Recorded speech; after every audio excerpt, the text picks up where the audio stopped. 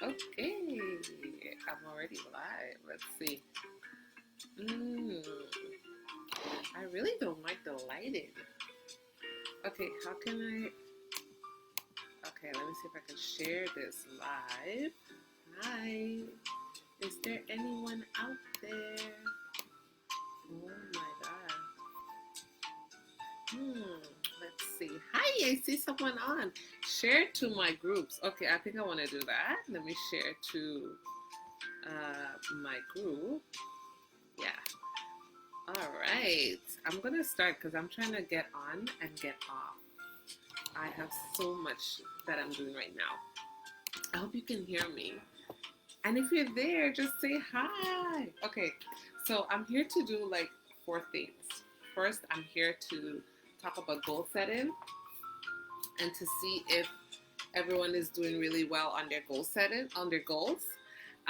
So that I want to talk about real quick. Then I'm going to talk about the resources that are on our group, the WWGGC group. It's a women's group to help motivate, encourage, and provide resources, networking for all women, all cultures, all race, everybody. Just come. Just come. Just come. Help people, get help, whatever. Just come. Okay, what's next? And then I will talk about a credit score webinar live that I went, kind of visited that and checked it out to see, if there was anything new that I didn't know, because I'm a big believer in really always checking your credit and making sure you have great credit. So I will go through some of those points, plus points that I've learned on my own from going to RBC. I usually meet up with someone at RBC because I try to be on top of my credit really, really well. So first, let's go. Okay, so if you have this goal setting journal, right, you're about elevating yourself to the next level, okay? So what I've done, I've basically finished all my goals. So I started this page and I put four things. There's 100 things that I want to work on, but I have to focus. Because if you try to divide yourself too thinly among so many different things, you're going to be giving those things about 10% each and basically never achieving anything. So I want to put my main focus on four goals for 5 years. Then I have the same four goals, but at a shorter amount, because I want to achieve these four goals in 1 year. So for example, I have, for me, I have for maintaining a healthier lifestyle. In 5 years, that's what I wanted to look like. I wanted to look like me eating healthy, working out, doing certain things. I have a whole definition of what me looking like in 5 years, maintaining a healthy lifestyle. What does that mean? I have that defined. Then in a year, I want to have lost 25 pounds, be consistent with my workout regimen, somewhat eating healthy, say for example, 3 times a week. So I've also defined what that is as well. And then in 6 months, the short goal, I said that in 6 months, by July 1st, I want to have started a workout routine, doing a workout at least twice a week, started to input healthier meals at least once a week.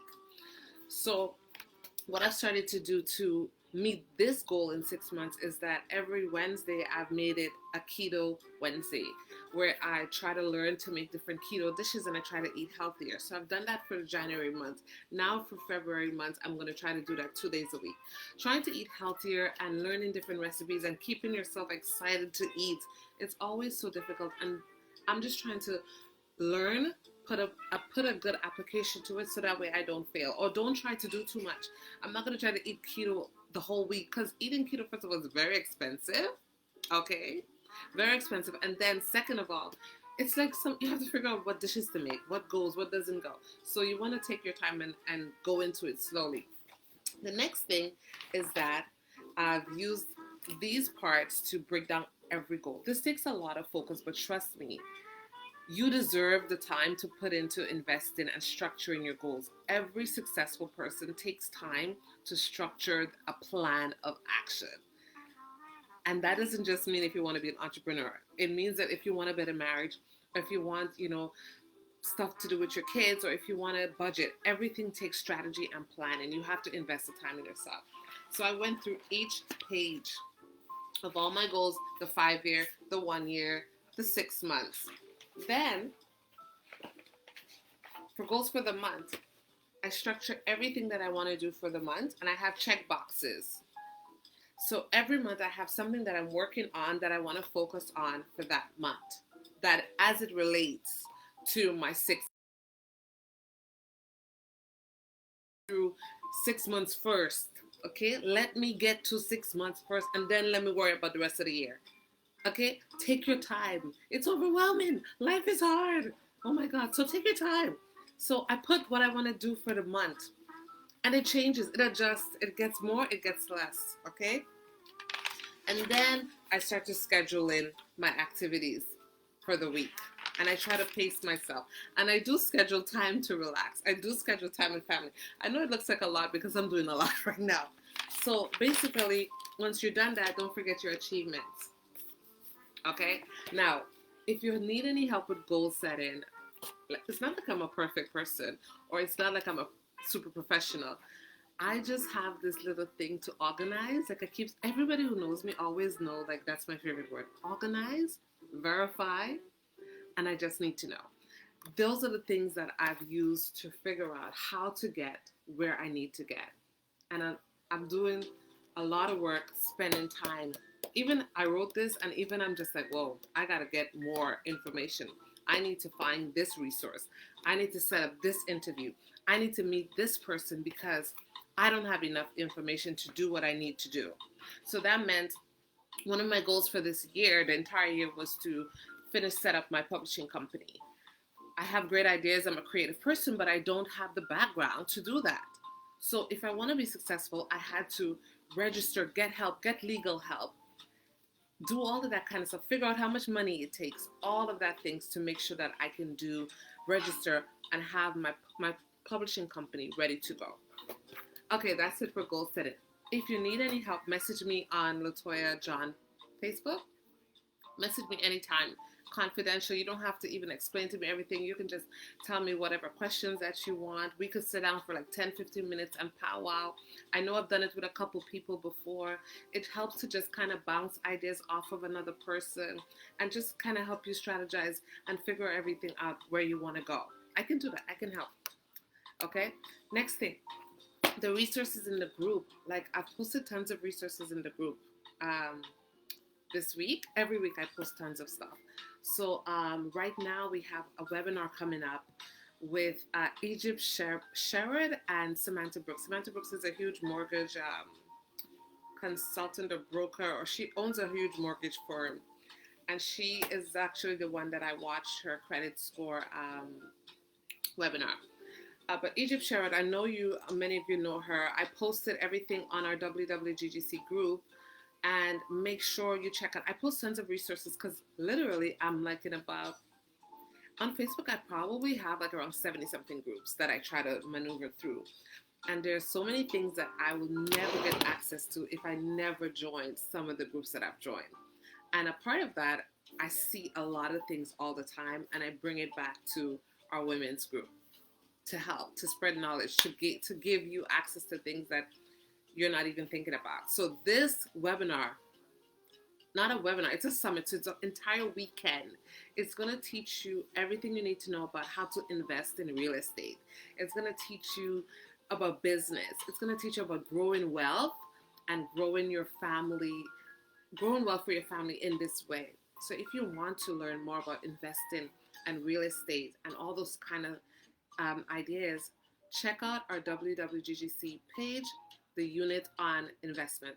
I have each unit that is sort of specific to goals that you may want to achieve. If you see that there's a unit I haven't created and you're looking for information, post it in the group, ask about it. Let's find it.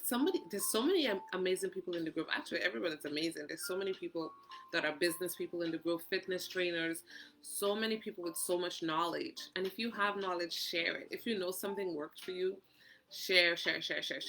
So check the group. There's a couple webinars there. There's also a webinar provided by Lynn Sok. She teamed up with a colleague to talk about things that you need to do to prepare for if you're not here anymore. I know it's just really sad and it's a dreary topic, but we need to leave something prepared for our family. So that webinar is also there, and both of these things are for free. Okay, please check the units. The units, I post tons of stuff that honestly, if it wasn't for COVID, you'd have to pay tons of money for this. So now is the time to maximize the usage of those services. Now, the credit score. So basically, why I love talking about credit score. Like a lot of my friends know, there's a couple of years ago that I started to become really like fascinated with fixing my credit. My credit has always been great, but not fixing my credit, just getting my credit to the top notch. Okay, I was like, there's a better place to be. I need to be there. So I've always had good credit, but there's a couple mistakes that I made when I was younger that kind of brought it a little bit down. Okay, that was one when I think RBC gave out these Visa checks. That was a big mistake. I don't even know if they still have that. Maybe the government has somewhat told them to cut that out. But that was the biggest mistake of my life. I was I was in college. I was just on my own. And I didn't have checks from my checking account as yet. And then my landlord was annoying. And so I wanted to make sure that I can keep track of the money that I was giving him for rent. So I ended up using these Visa checks, okay? Not thinking anything of it. I used these Visa checks from RBC, wrote the amount for the rent, and give it to the landlord. The landlord cashes these Visa checks. Okay. So month after month, I'm not checking my credit. I'm not checking my account because I'm always thinking I'm paying everything. That's not good. First thing, you all need to always be checking your account, checking your credit score every month or every 2 weeks. Every month, credit score. So what happened is, after 3 months, I realized my amount on my credit card was so huge. And I couldn't understand. I was like, what is happening? Why is the amount of my credit card so huge? One, the Visa checks were a way of doing cash advance. And I had no idea of that. I thought once I've given the check and I put the money back on my Visa right away, that it would be fine. But that's another thing too. You have to make sure that you put in your money on your card at an opportune time. And the opportune time is after your statement has been sent, after your bill has been sent. That's when you want to make sure you put a payment. That's another thing. I found out that when you have your credit card bill, and for example, your credit card bill is every 25th of the month, but you pay $100, $300 before the 25th, that doesn't count. If you didn't pay something after the 25th of the month, it's like you were late. It's like you never paid on your credit card bill. That's another thing that was affecting my credit. And I had no idea. I called into RBC and I was like, why is my credit, does it seem like I'm not spending any money on the credit card, but why does it seem like the credit amount, how much I'm owing keeps going up? What is that? Well, he's like, miss, you've been late. I said, been late? I was like, I always put money on my credit card. He's like, yeah, but you always put money on your credit card before your statement balance has come up. I was like, what? He's like, yeah, you should, even if you pay before your statement balance, always pay something or pay the amount after you get your bill saying, hey, you owe this amount and this is your minimum payment. So I don't know if many people know that. When I found that out, I was telling everyone because you're not really thinking about it. You're thinking like, oh yeah, I spent $20 today. I put back $20 in a couple of days. That's fine. That's fine if you have a zero balance. What is not fine is if you don't pay anything after you get your credit card bill. That affects your credit really bad. So anyways, back to the Visa checks. So what happened, the Visa checks acted as a tool to take out cash. So I was giving my landlord checks to take out cash from my Visa card and paying it back right away, but it was counting as cash advance. Cash advance percentage is 24.99% on most cards. What happens is that Visa, RBC or any bank will charge you 24.99% of cash back on any amount you take out. Plus, 19.99% of credit purchase interest. So you're looking at about almost 40 something percent of interest. So when you take out money from your credit card and all that kind of stuff, if you don't have a zero balance, you're basically making sure that RBC or TD Bank will charge you about 40 something percent of interest per month. Who knew that? You're thinking, okay, I took out $100 from RBC credit card, and okay, that's the only amount of cash advance I would have to pay back. No, they said, and I asked, okay, I like to ask, they said, no, we don't have any way of figuring out how much money you took of cash advance and how much money you spent buying shoes and purses. So we just bulk everything together.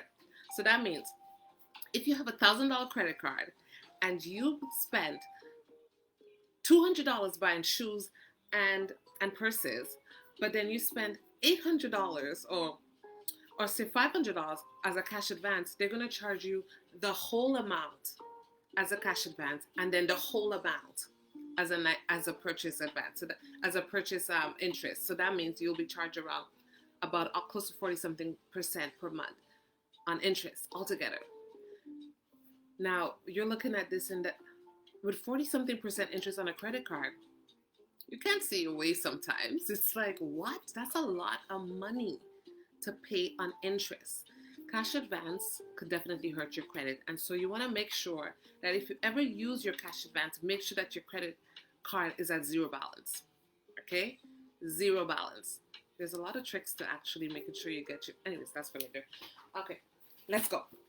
So that's my story about something that affected my credit when I was younger.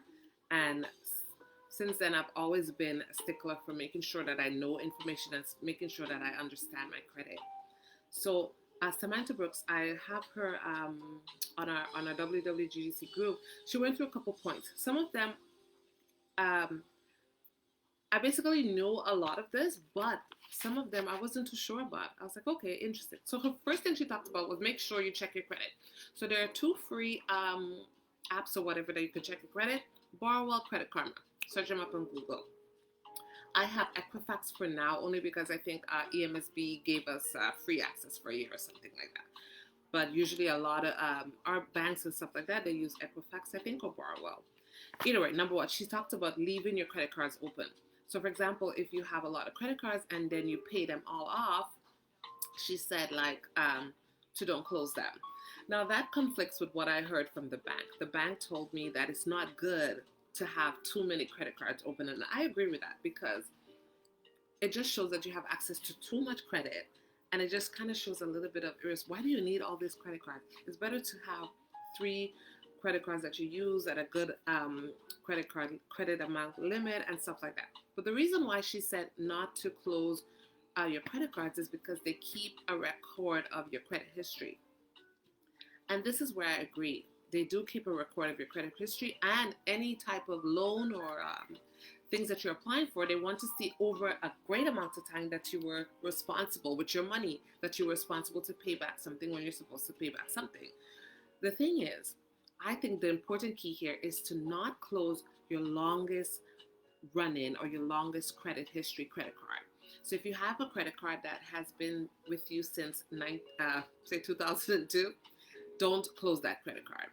Make sure that credit card is in good standing and keep that credit card because it shows a long history of you, hopefully with great credit, great payment. Okay.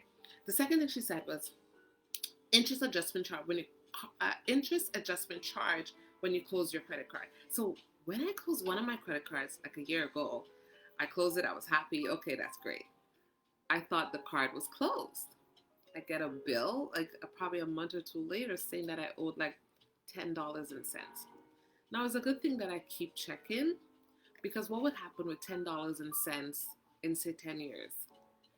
$10 and cents in 10 years could come up to a good $2,000, $3,000 because of what? Late charges. If I don't know that this card has a little leftover fee that I had no idea about, because like she said, interest adjustment charge, this little payment occurs when you close a card. Make sure that your cards are closed properly and that there is no balance. So to avoid that, overpay a little bit. Okay, so the late charges and the regular interest charges can definitely bring that amount up to a good few hundred thousands, probably 1,000 or something in like 5 years. You don't want that. Okay, another thing as I'm talking about that, last year when I was 2 years ago when I was doing my credit fix, and I went to RBC, the guy said, "Why do you have so many cards with the brick or something?" I was like, "What are you talking about?" He's like, "It seems shows you like you have 3 cards." So 2 years ago when we went to Brick during Christmas time, we bought a bed, and we decided to put the bed on a credit card. They were offering us a credit card. The thing is, when you get a credit card with the Brick or Ruled Martineau or some of these stores, they don't all only give you a credit card. They also apply for you to have a loan. So you need to check how many things attached to Bold or Martineau or Economax or those places, because they give you one a credit card, they give you two a loan, and something else. So you're looking to the credit bureau. It's looking like you have 3 lines of credit. That's not good. I had no idea. I thought I've just applied for a regular credit card to get the free delivery. That's a kind of trap. Free delivery from my bed. Instead, it's not like we didn't have the money. We're like, okay, take a credit card, get $50 for this, get a free delivery. Okay, whatever. That's another thing. When you apply for a credit card or they offer you a credit card, they do a credit inquiry, and that affects your credit score. Maybe not a lot, but enough. For example, you go to Rogers. Rogers is like, hey, you want to take our credit card? You go to Maxi and PC is like, you want to take a credit card? Okay, sure. Everywhere you go to Walmart, do you want to take a credit card? Every time you say yes, they do a credit inquiry, even though they're offering it to you, and that affects your credit. So back to the Brick. So the Brick, I thought we just got a regular credit card. No, we got a credit card that was about $500. We got a loan that was $100. It was so weird, and it shows you the trickery of these things. A loan for $100 and something. It made no sense. It made no sense whatsoever. But all it did was make me look to the bank. Why do you have so much credit of credit cards? Why do you have so much lines of credit? Why do you have so much? It doesn't make sense. So I called Brick. I closed all of that right away. I paid everything off right away. I moved on. So I said all of that to say that you need to first, if you have a credit card or anything with the Brick, Rolls Martineau, Economax, any of those furniture stores, go to your credit history or credit score online and check and see how many credit lines are open for just that one thing that you got. Just that one card you think you got. Go check and see, because it's not just one card. It's not just a credit card.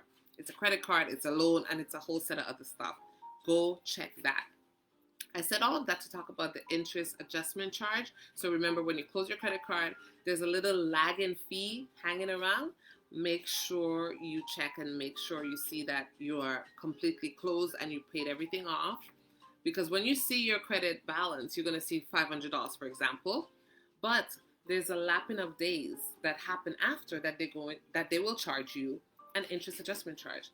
And if you're not attentive to that, that will just stay and be added up as late payment until you see yourself back in the whole mess. Okay, don't do too many credit checks. She talked about not doing too many credit checks. If you pull your own credit, that's a soft hit. It's a soft check. That's fine. For example, if you're shopping for homes or if you're shopping for mortgages, it's probably better to pull your own credit, a good one, maybe one you can even pay for, $25, and then use that with different mortgage companies or use that with different banks instead of having RBC, TD, a mortgage consultant, this go and pull your credit. Oh my God, it's going to definitely affect your credit. Like for me, even if it's 5 points, I don't like it. Okay, it's gonna affect your credit. So I suggest you pull your own credit, pull it properly and pull it good. Pull it from Equifax, and that way you have a very thorough credit history report, and then go use that document to go to banks or to go to the mortgage broker, use the real estate agent to make sure that you cannot get so many hard hits, because the banks and the mortgage brokers and those people, when they check your credit, it's a hard hit. Okay, and a hard hit just means that you're gonna lose a lot of credit. Not a lot, but you're gonna lose some credit points or beacon points on your credit score. The next thing she talked about was check your credit score often. That is true. My husband is like the top person that's always checking his credit score. Like he is the one who even got me to sign up to Borrowell Credit Karma because they have different. They sometimes not the same. You often will not see the same credit score in both of these places. So check your credit often, man. When I tell you there's certain things that are on your credit that you have no idea. Your hydro bill could be on your credit. Your phone bill is on your credit. So pay your credit. Know when your bills need to be paid. I do a lot of automatic payments because I just don't want no issues. But those things are on your credit score. So make sure you're paying your bills on time. And how you make sure you pay your bills on time is like what I said. Make sure you pay your bill after your statement balance, after you get your bill in the mail, after you get your bill in your email, pay then. It's great to pay stuff before, but it's not going to matter to them. You're still going to be late if you didn't pay after you got your bill. That's important. Yeah. So your percentage of usage on your credit card, I found that out 2 years ago. It looks horrible on your credit. For example, if you have $1,000 credit card limit and you've been using around $900 or you're using $800, it looks horrible on your credit and it affects your credit score badly. Okay, so you want to make sure that you use 75% of your card. That means around $750 or less all the time. Don't let your credit card be 75% and more. So if you have $1,000 credit card, don't let the usage of that credit card always be past $750. It's definitely going to mess up your credit. And just all these little things added together, they mess up your credit. I talked about cash advance and interest. Always make sure you understand cash advance. I think cash advance is one of the silent killers of your credit score. Always understand cash advance. If you get a balance maybe I'll talk about that next time. Balance transfer, that has helped me. If you use it properly, you can definitely get help to lower your credit cards and to pay off some debt, but used properly. That I'll talk about another time. I'm not a professional.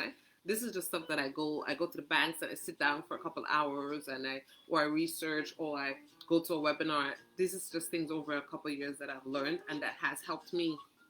It has helped me take my credit score from high 700s to 800 plus. So, and that was like probably 6, 7, 8 months. About not even a year when I saw, pow, pow, it skyrocketed. So, yeah, I think that's about it. It's about 27 minutes. I think I went through a lot. Let me just make sure that I covered everything. Make sure you check the resources in the group. I love doing this live. No more than 30%. My husband said no more than 30%. Well, basically, that's basically what it is on the other part. No more than 30%. If you have $1,000 credit card, make sure that you don't spend more than 75% of the card. So $750.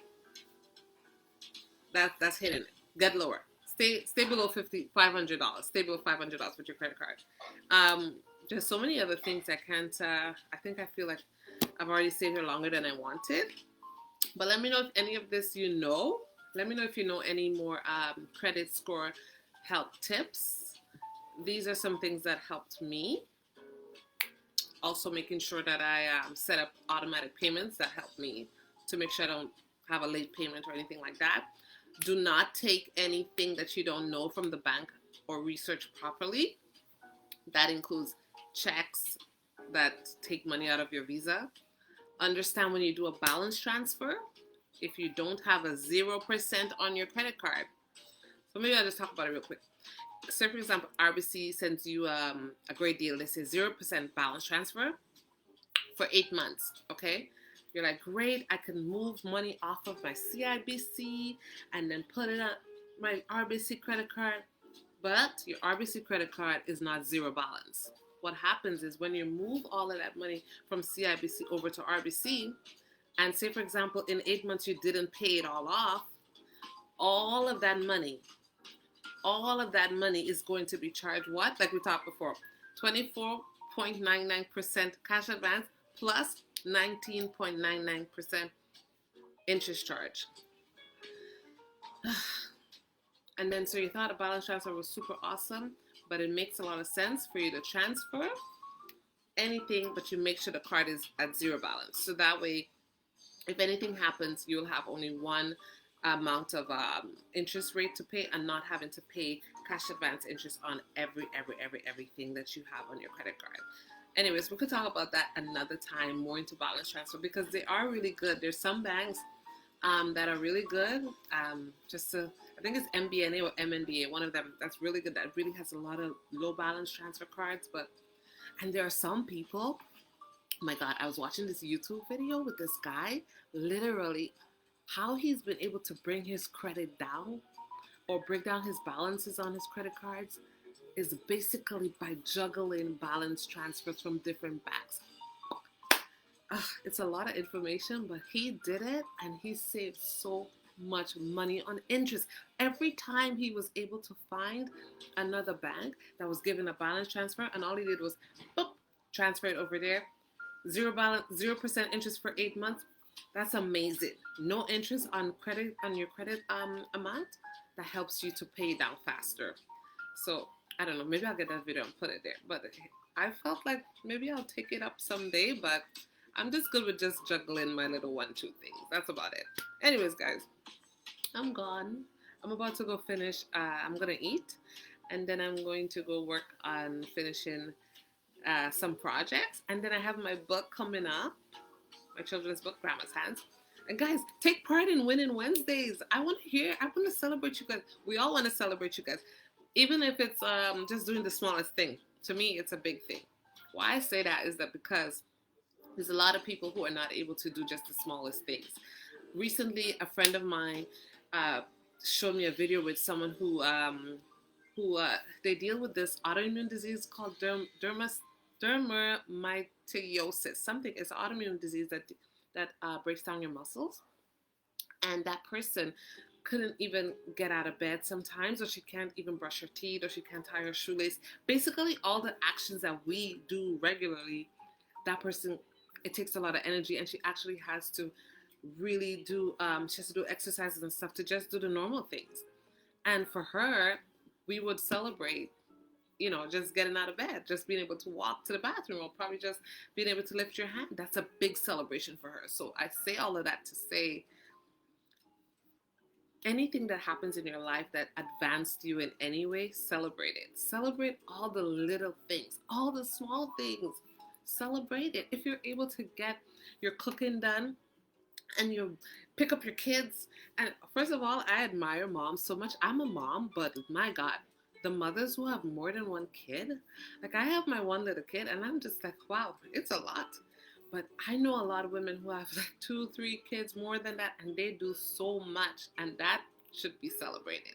The moms who go to school and still get A's, come on now, like, come on, like they're fantastic. Or if you're not a mom and you're just juggling through all those regular things that you have to juggle through, or even just getting through some of the nasty people comments, like, those people that come and say, so you're still single, you're able to survive a meeting with a couple people who are like, so what's going on? No bun in the oven. Oh my God. Like some people who do that, I really don't like it. I didn't like it when I didn't have a kid. I didn't like it when I wasn't married. And I'm sure there's tons of people right now that could agree with me.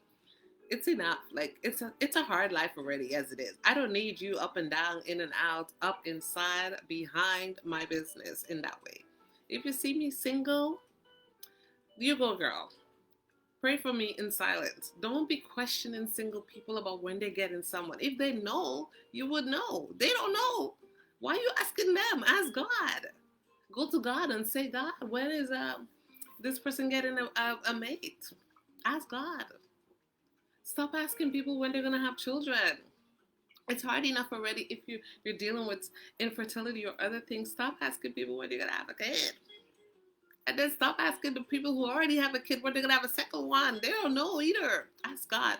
So the theme for today is ask God. Ask God. I say all of that to say is that people go through a lot of things in their lives, and Sometimes for that person, just getting up and moving that day, or getting through the day was enough. And then you have to hear, wow, you look so tired. I hate that, by the way. I hate when people say you look so tired. Because probably I did a lot of work to get my makeup done. Actually, that happened to me. One day I was so tired because I used to work a lot. And I got my makeup done because I know my eyes are tired. And, someone saw me and they're like, oh, you look so tired. I felt like, shoot, I did makeup. Like, how come I look so tired still? I felt so horrible. But just look for the positive things to tell people. Look for the good. Oh, it's great to see you today. You have a smile on your face. That's good. Forget about that her eyes look wrinkly and old. Forget about that her makeup doesn't look too well. Give a positive comment. And a lot of people who are, trying to get through life, they really don't need the extra questioning. It was hard for me. So I'm really mindful of others.